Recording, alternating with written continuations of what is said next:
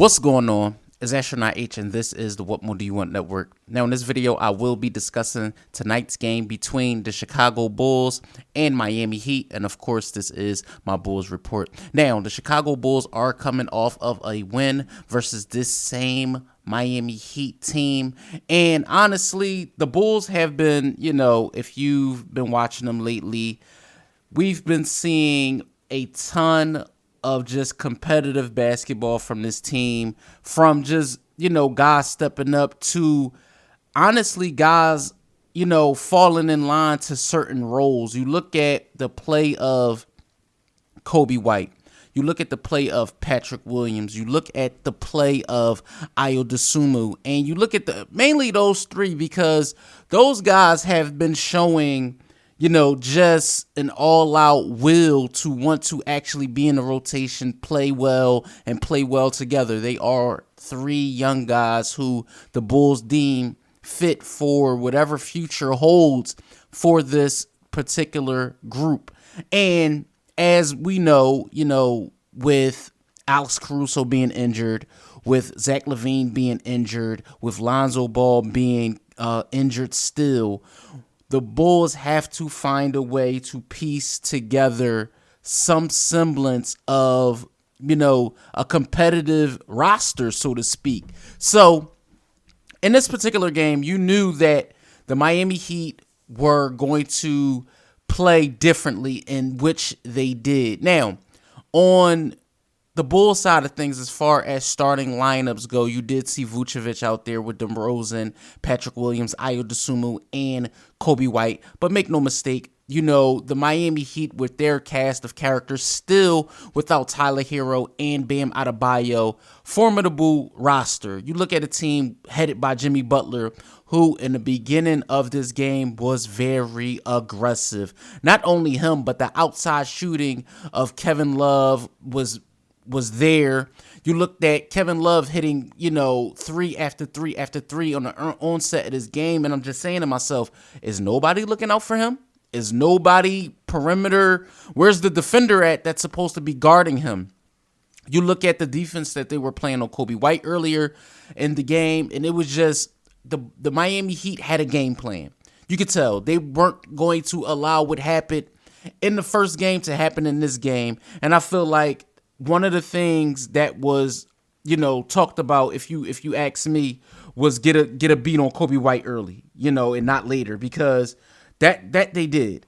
And as I look at, the box score just off the first quarter alone, and, just gauging that upon how the game went in the first quarter, guys like Torrey Craig helped the Bulls stay afloat early on in this game, just his first quarter, because Patrick Williams did get in foul trouble. So Billy Donovan elected to go with Torrey Craig, and his three-point shooting helped the Bulls out a lot. But the Bulls were down by 12 after the first quarter, 36-24. So the Bulls were going to have to dig themselves out of yet another hole in the early parts of this basketball game. Now, make no mistake, in the second quarter, the Bulls played so much better. DeMar DeRozan's offense started to come along. But again, like I said, guys like Patrick Williams, Ayo Dosunmu, you started looking at guys like that as to the caveats and who was carrying the Bulls going into the second half. And in the second half, the game was really tight. It was tighter in the second half. Now, Jaquez Jr. was definitely one that the Bulls were not keen on as far as defense. He was a tough cover tonight.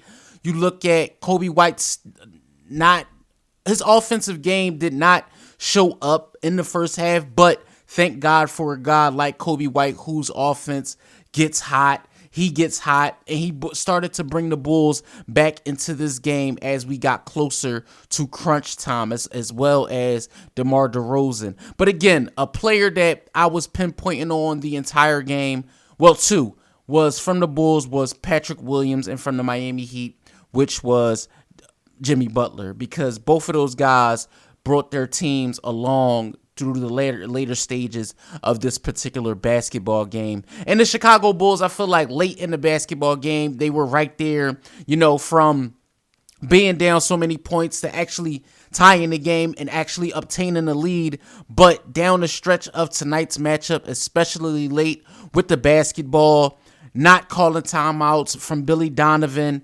DeMar DeRozan with a bad turnover late. You add in the fact that a bad Vucevic shot late, which led to ultimately the Miami Heat getting the last shot of the basketball game. Jimmy Butler hitting a game winner over Kobe White, and the Chicago Bulls find themselves on the losing end of tonight's game by a final score of 116-118. The Chicago Bulls face a very tough opponent in their next outing, which will be the Philadelphia 76ers on Monday.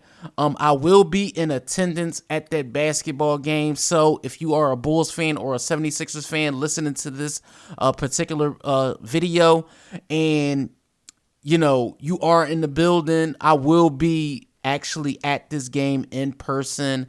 So if I do not add a video, it will be late, so it probably won't come after the game. It will probably be maybe later on the next day, so keep an eye out for that. But the Chicago Bulls, they were in this game, man, versus the Heat, and I felt like they just let one get away. And when you let games slip away, you end up on the losing end most nights, especially when you play a team like Miami, who you knew wanted to get their lick back, so to speak, if I could say that. They wanted to get that win back from what happened in their last outing. Now, the Chicago Bulls, over their last 5 games, have lost 3 out of 5, but they are 3-3 over their last 6, which is good. Wins over the Hornets, Spurs, back-to-back losses to the Bucks, the Nuggets, and now beating the Heat and then losing to the Heat by 2. So the next few games are not going to get any easier. You have the Sixers, Lakers, Spurs, Cavs, Hawks, Pacers, Sixers again. So, and then you have the Sixers again on right over the turn of the new year, which will be January 2nd. And like I said, the Chicago Bulls just let this one get away. I mean, as I look over the final box score of tonight's matchup, you look at Jimmy Butler with the game. I believe he did have the game high, which was 28 points for both sides. You look at DeMar DeRozan with 27 points, 3 rebounds, 5 assists, 2 steals. Patrick Williams with a huge 25 points, 7 rebounds, 4 assists. For Nikola Vucevic with 12 points and 11 rebounds, another double-double. But you do want to see his point production up to where it was in the last outing. I just feel like the Bulls did not take advantage of, matchups, especially with Vucevic in this particular game. You look at Kobe White with 22 points, big points, especially in the fourth quarter. You look at Torrey Craig with his 16 points, Ayo Dosunmu with 8 points, 4 rebounds, 3 assists. Now, like I said, the 76ers are not they will not be an easy feat. Joel Embiid is playing out of his mind right now in the early parts of the season. The Chicago Bulls will need all hands on deck, especially with the emergence of Tyrese Maxey. It's not going to be easy at all in the slightest, but we will see how things turn out.